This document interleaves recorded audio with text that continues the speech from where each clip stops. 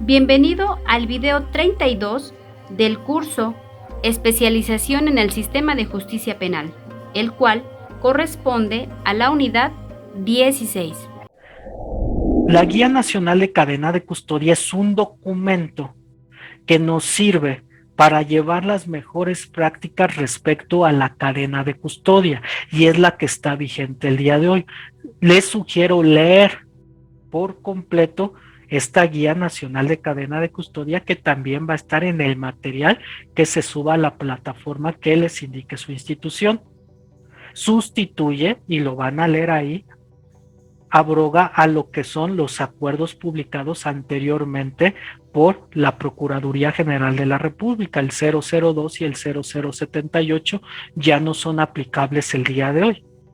Entonces vamos a ver de manera genérica qué nos habla esta Guía Nacional de Cadena de Custodia. Sus objetivos. Su objetivo general es garantizar la mismidad. Ya comentamos que la mismidad es esta circunstancia que el indicio sea el mismo desde que se localizó, descubrió o me lo aportaron hasta que la autoridad competente dé su conclusión, que no desaparezca, que no lo cambien, que no lo modifiquen, alteren, y para ello es todo este proceso de cadena de custodia. Su autenticidad de los indicios o elementos materiales probatorios, mediante actividades de control y elaboración de registros, que demuestren la continuidad y trazabilidad de la cadena de custodia con el fin de incorporarlos como medio de prueba en el proceso penal. Entonces, su objetivo es que este indicio realmente sirva para esclarecer los hechos. Y en el caso de que sea del delito, entonces que sirva como medio de probatorio y que en su momento se convierta en prueba porque el juez considera convicción en el mismo para poderlo tomar en cuenta para dictar su sentencia. Ese es el objetivo general de llevar un proceso adecuado de los indicios. También, ¿qué objetivos específicos tenemos? Homologar las actuaciones de las policías, ministerios públicos, elementos de la Secretaría de la Defensa Nacional, de Marina y servicios periciales durante la cadena de custodia. Que todos actuemos de la misma manera a nivel nacional, así como el Código Nacional de Procedimientos Penales.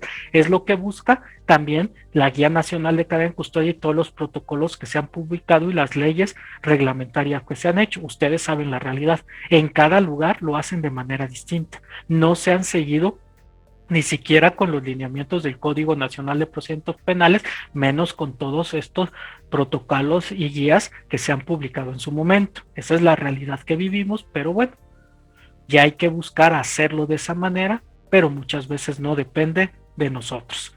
Establecer los tramos de control entre las policías, fuerzas armadas y servicios periciales durante la cadena de custodia. Definir las acciones para la protección y preservación de los indicios o elementos materiales probatorios desde su localización, descubrimiento, aportación y hasta que la autoridad competente ordene su conclusión.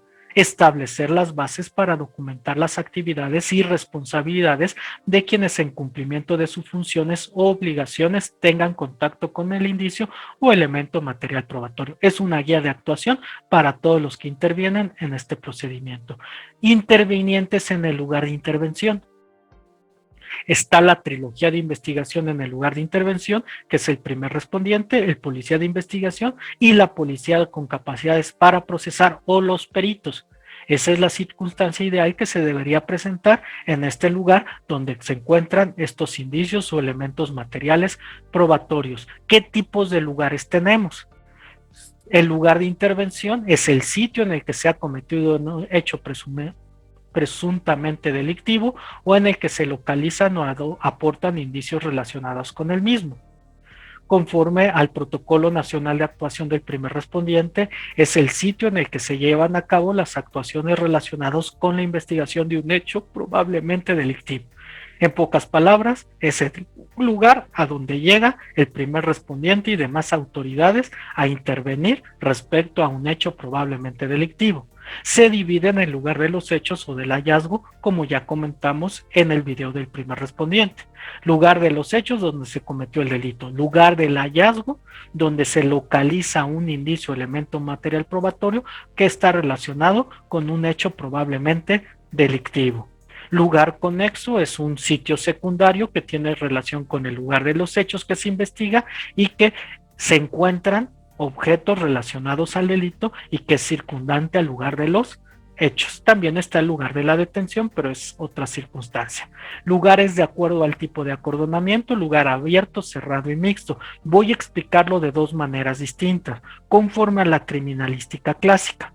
El lugar abierto es aquel que no tiene ninguna barrera de contención, ni superior ni lateral, que cualquiera puede entrar y que no tiene ningún problema en ese sentido. Lugar cerrado es aquel que sí tiene barreras de contenciones laterales, superiores y por lógica inferiores.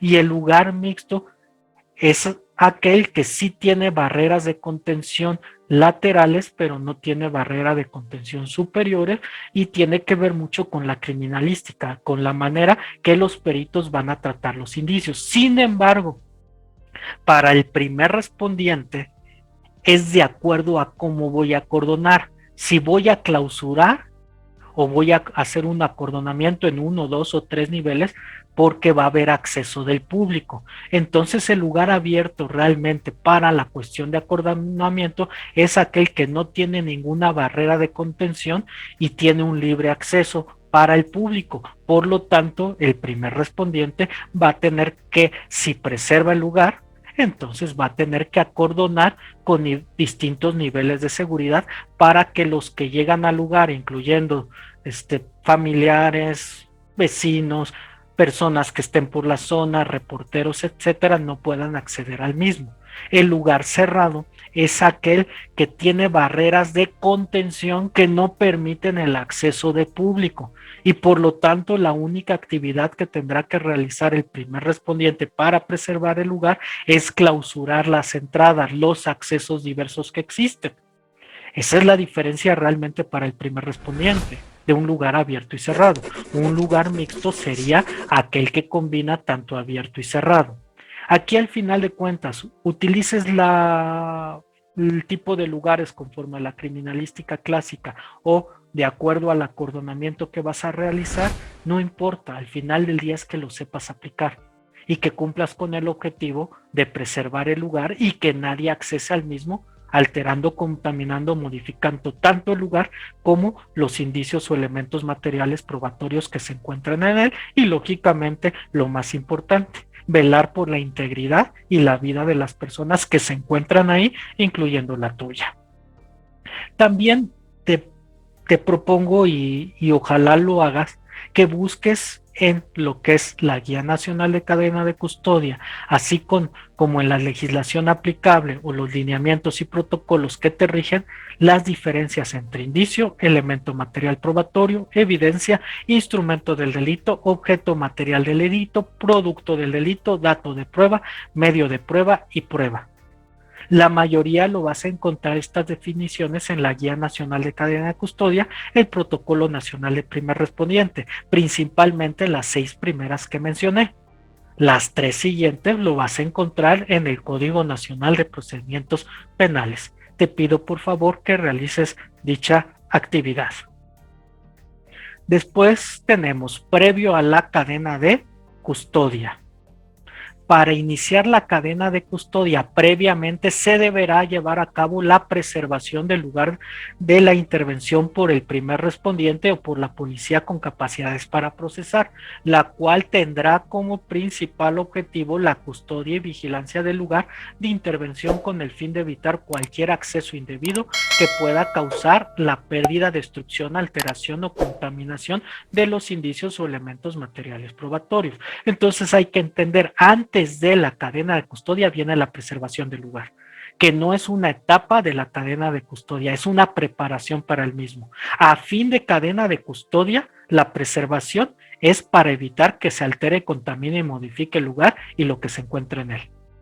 Ese es el fin principal de la preservación para la cadena de custodia, a fin de cadena de custodia, que no ingrese nadie al lugar que no tenga que ver con el mismo. Sin embargo, para la actividad policial en genérico, ese no es su principal objeto. Es primero preservar la vida e integridad de las personas. Ya posteriormente, este fin, que nos señala la Guía Nacional de Cadena de Custodia. Para cumplir con los criterios de la preservación del lugar de la intervención, se deberán observar lo establecido en los protocolos nacional de primer respondiente y de policía con capacidades para procesar, según corresponden, los cuales se ha establecido como actividades elementales el arribo al lugar, la evaluación del sitio, protección del lugar y el registro de las acciones efectuadas. Video y tema que ya vimos anteriormente cuando vimos la actividad del primer respondiente y el protocolo nacional para el policía primer respondiente. Cuando sea necesaria la priorización de los indicios que comentamos, lo haría el primer respondiente en casos de urgencia o elementos materiales probatorios o derivado de la inspección de personas se descubra algún indicio o elemento material probatorio, se deberá realizar la recolección a efecto de evitar la alteración, destrucción, pérdida o contaminación de estos. Por tal motivo se llevará a cabo las acciones de control que sean necesarias. Entonces aquí nos reafirma lo que hemos hablado anteriormente. Si el policía primer respondiente necesita recolectar por una urgencia y priorizar, o cuando es una detención en flagrancia en vía pública donde la persona tiene objetos del delito, se tendrán que recolectar inmediatamente considerándolos una priorización y por lo tanto no se llevará a cabo en específico lo que nos señala las fases de la etapa de procesamiento como si estuvieras en el lugar de la intervención, porque derivado de la urgencia y que lo va a hacer el policía primer respondiente, que puede ser un policía preventivo, un policía de investigación o en su caso si es en un centro de reinserción social, un custodio que hace funciones policiales y que se convierte en primer respondiente cuando existe un delito dentro de estos centros penitenciarios. ¿Cómo se inicia la cadena de custodia? A. Localización. El lugar de ubicación de los indicios o elementos materiales probatorios en virtud de la intervención, que quiere decir cómo comienza cuando se localiza un indicio en el lugar de intervención. También se puede iniciar una cadena de custodia por el descubrimiento de un indicio en la inspección de personas, vehículos, inmuebles, objetos, etcétera. ¿Qué quiere decir? Como comenté, si por una actividad preventiva se inspecciona una persona o se inspecciona un vehículo y se encuentran objetos constitutivos de delito y existen indicios respecto al mismo, entonces ahí comienza la cadena de custodia de esos indicios. También puede ser que en el lugar de intervención localizas inmediatamente indicios a través de estos recorridos, sin embargo, hay objetos en el mismo como una bolsa, como una persona que está cometiendo un delito en flagrancia en el lugar de intervención y además de los indicios que localizaste, también en el descubrimiento, en la inspección de estas personas y de esos objetos que se encuentran en el lugar, descubres indicios y empezará la cadena de custodia de esos indicios en ese momento, o la aportación en el momento que una persona en específica te aporte algún indicio, ya sea en el lugar de intervención o posteriormente. Lo clásico que te habla el Ministerio Público para que vayas por una USB, es una aportación de un indicio y en ese momento que te aportan ese indicio, esa USB con el video del circuito cerrado de videograbación que se tiene en un domicilio, ahí comienza la cadena de custodia. O en el caso que se aporte sangre, se aporte fluidos corporales, vello y todo ese tipo de circunstancias, pues lógicamente existe una aportación y desde ese momento comienza la cadena de custodia, pero ahí sí con protocolos especiales, al igual que en cuestiones informáticas se siguen protocolos especiales para llevar la cadena de custodia. Ha terminado el video 32 del curso Especialización en el Sistema de Justicia Penal, que corresponde a la unidad 16. Bien, continúa viendo la tercera parte de esta 16ª unidad.